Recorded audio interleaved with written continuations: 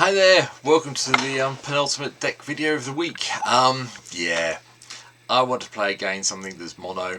I did think about Tyver, and Tyver is probably just going to be a new elf ball commander when I get around to it, so I'm not rushing to do Tyver, but Kona Rescue Beastie I quite like. I do like the survival mechanic. I don't think Wizards have done enough for it, but the survival mechanic is quite good fun, and this one, for Kona, at 3 and a green for a 4-3, cope with those stats, that's right, would have preferred a 4-4, but 4-3 I get. Survival. At the beginning of your second main phase, if Kona's tapped, you put a permanent card from your hand onto the battlefield. So don't pay for it, just put it into play. Right, okay. That's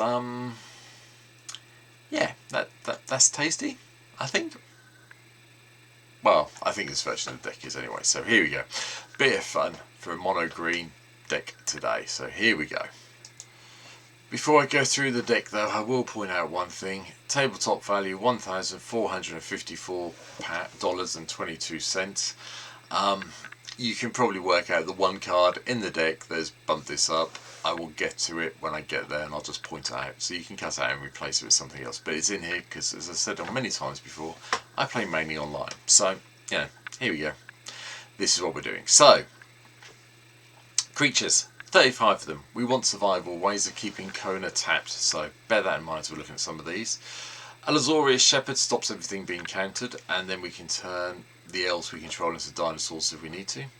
Birds of Paradise for a little bit of ramp, and then creatures that like other creatures being tapped to add mana. So Sittle's Sword is here, Jasper Sentinel, Loam Dryad, and Ceruli Caretaker. Just murdered that probably, but anyway, they're all in because you can tap all of them and another creature we control to add one mana of any colour. Have one of these in play with Kona. Don't forget, you can do that and tap this for mana, because you're tapping this, you're not tapping Kona. Kona will have Summoning Sickness, I'm aware of that, but don't forget it doesn't matter because you're tapping an untapped creature you control. Doesn't matter if it's got Summoning Sickness for this, so you can literally play Kona, have one of these in play, tap this for green mana, tap Kona, and have your survival trigger ready to go. Bear that in mind if you didn't know that already. Bristling Bill is also here because must have some landfall and chuck around +1/+1 counters. House Cartographer, we've got the other survival creatures in as well, so if there's a second main phase we can reveal cards until we reveal a land, put that in our hand, the rest on the bottom of our library in any order, but 2/2 for 2 is still pretty good value. Tangle Florahedron, I'll get that right at some stage, is one of our additional lands deck, but it can also be a 1/1 creature that taps for land if we needed to. Twitching Doll, because I just love Twitching Doll, and getting rid of this eventually to get rid of some spiders sounds like a good plan. Next one of the Survivor cards is the Defiant one, where we get to Manifest Dread. Eldamri Corvecdal comes in from Modern Horizons 3, if I remember correctly. Look at the top card of our library at any time. Cast creature spells from the top. But we can pay 1 and tap it and tap 2 untapped creatures we control to reveal a card from our hand or top of our library. If we reveal a creature card this way, put it onto the battlefield. Activate only during our turn. Interesting, that one, because it's usually activated sorcery speed. So we can do this at any stage during our turn if we need to, so that's fun. Enduring Vitality lets us tap creatures for mana and eventually comes back as the enchantment, so another way of getting Kona to tap. Zavala, Heart of the Wilds, just gives a little bit of card draw and adds some mana where we have lots of power. There's a Tyvar the Pummeler in this deck as well. Again, I'm still thinking about doing this at Elf Ball at some stage, so keep your eyes out for that in the future. But tap another untapped creature you control gives Tyvar indestructible, so does help. Cautious Survivor, when it gets tapped, gives us 2 life in our next second main phase. And then we have a little bit of fun. Nylea's Disciple doesn't see enough playing commander for me. Gaining life equal to our devotion to green in this deck is going to be quite relevant, I feel, at the end, so it's here. Battle Mammoth comes in for Foretell land. Whenever a permanent you control becomes a target with spell or ability, you get to draw a card. It's basically Foretell it for, well, 4 mana. You know, pay 2 on turn 2, maybe to Foretell it. Turn 4 comes down.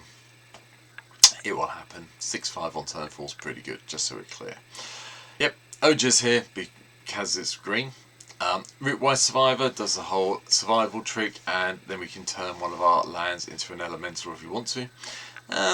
You may do on some occasions, you don't always want to do it. Sinian of Calamity is nice though, as a creature we can put into play from our hands when we deal the combat damage with the Myriad. We get to destroy target artifact or enchantment that player controls. Disciple of Freyalise is also an additional land from us from Modern Horizons 3, but when it enters you may sack another creature, then you gain X life and draw X cards, where that is that creature's power. Lumara, Bella of the Woods is here, get the lands into play and the whole mill trick. Again, another card's going to turn up probably quite regularly going forward in green decks from me. Regal Behemoth enters the battlefield, become the Monarch. And then whenever you tap the land for mana, while you're a Monarch, you get to add an additional one. Thornglade Regent also lets us become the Monarch. As long as we're the Monarch, everything has hexproof, which is even better.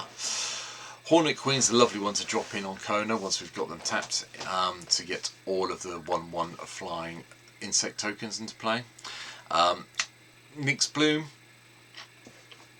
another great one to drop in just so we can get the extra mana, along with Regal Falls for the extra card draw. And Shriekmaw Devourer, whenever you attack with one or more creatures, untap X lands where X is the greatest power amongst those creatures. This is a nice one to drop in, alongside Vaultborn Tyrant. When it enters, or another creature with power 4 enters, you gain 3 life and draw a card.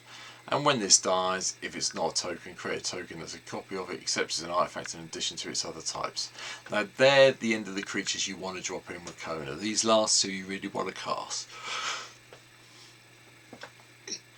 Create a Hoof, obviously, for obvious reasons. Sorry for the yawn there, apologies. Create a Hoof for obvious reasons. You want to cast to get all that X plus X on all your creatures before you go to your attack step.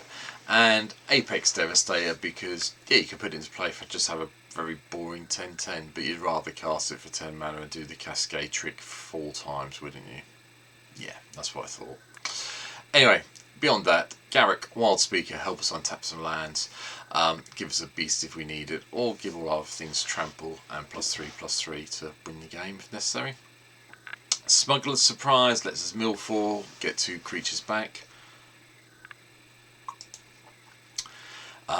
Or put 2 creatures in from our hand onto the battlefield, or give all of our creatures with power 4 or greater hexproof and indestructible to the end of turn. I do like Smuggler's Surprise, it's a nice card. Monstrous Emergence also comes in from the main set of Duskmourn, just so we can deal some damage around to a creature we don't like. Nature's Law, Sylvan Scrying, 3 visits, Cultivate for the ramp. Genesis Wave, because I'm playing a mono green deck and I had to play it, sorry. Overwhelming Stampede also comes in. This one I like. It's probably better than Overrun to a certain extent, because you get +X/+X where X is the greatest power amongst creatures you control. I have done it once where I've had enough mana to cast Crater Hoof, and then after Crater Hoof's finished resolving, cast this. I think my creatures, something that all of my creatures by that stage were in the range of about 28 power with trample. Yeah. Anyway, Shamanic Revelation, card draw, life gain, crash the party, create a tapped 4/4 green Rhino Warrior creature token for each tapped creature you control. This is really nice with the survival cards, and so on and so forth. So you can do it at the end step before your main phase, and just get a whole load of warriors, and it just gives people headaches all over the place. Season of Gathering comes back in from Bloomborough. +1/+1 counters vigilance and trample to the end of turn. You can just pay all of your poor money, whatever you want to call it. Choose an artifact or enchantment, destroy all permanents of the chosen type.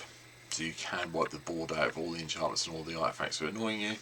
Or, you know, it's probably 3 pawns, draw cards equal to the greatest power amongst creatures you control, and then chuck around some +1/+1 counters for the other 2. Your choice though. This one's really good. I prefer this season, it's very fun. And finally, just because, like I say, I like a little bit of fun when I'm playing something this stuff, the Great Aura is in 6 treble green. Everything gets shuffled, all cards from his or her hand and all permanents into their libraries. Everyone, you may draw that many cards. Each player may put any number of land cards from his or her hand onto the battlefield, and then we get to exile it. Fun. Just a little bit of fun. You can drop this and replace it with something more sensible if you don't want to play it, but I love the Grey Aura, so it's in. Artifacts, we have things that do ramp like Soul Ring, and then we have things that help us tap creatures like Springleaf Drum. The signets here, the medallions here, Howling Mine for the extra card draw, so we've always got things to put into our hand, from our hand into play. Moss Diamond for ramp. Relic of Legends lets us tap an untapped legendary creature you control to add 1 mana. Nice way of just tapping Kona. Thonta Mythos for the extra card draw. Head Shredder comes in from Duskmourn as well. Just 1 vehicle, and I quite like the fact you can attack and mill 2, and then whenever 1 more land cards are put into your graveyard from your library, you can put them onto the battlefield tapped, and it's just a vehicle we can crew with Kona to help us hit the survival trigger. Throne of Eldraine, monocolour deck, no point not having this in here, and then the Great Henge just for the extra life gain and the extra mana and the +1/+1 counters and the card draw and everything else this stupidly good card does. Enchantments. Utopia Spore. You'll choose green, won't you? And just a chance forest. Cryptolith Right, it does the whole creatures you control may have tap, add 1 mana, so that's nice. Earthcraft lets us tap a creature we control to untap a target basic land. Innkeeper's Talent chucks around +1/+1 counters and gives permanence reward when we get there. Garrick's Uprising lets us draw cards and gives everything trample. Growing Rights for Islamok turns into a version of Gaia's Cradle.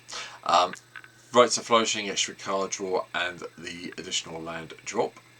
Tribute to the World Tree pumps all our creatures up to a significant number, apart from Kona, because this gives an extra card draw when Kona comes into play if this is play. And Glorious Sunrise, +1/+1 and trample all the life gain if you're desperate. The other two, not so much, but the life gain and the +1/+1 and trample really do help.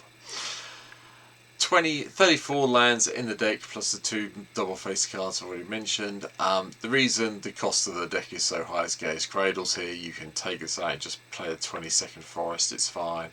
On MTGO it has shot up recently again at the moment. It was when I picked up my version about 4.5 tickets. It's now gone up quadruple that to 16.28, so it's shooting up again, so bear that in mind if you're thinking about joining MTGO and getting Gaia's Cradle. Beyond that, event is fair because we do have quite a few artifacts in the deck as you saw. Misty Rainforest, we kind of cheated and get all the pay 1 life. Search the library for forest cards in here, so Foothills, Windswept Heath, Verdant Catacombs, they're all here. Mosswap Bridge, just for the hideaway. Oran Reef, the Vastwood, put +1/+1 cancel all our green creatures that entered this turn. Relic of Tower and Temple of the False God, so we don't have to discard anything.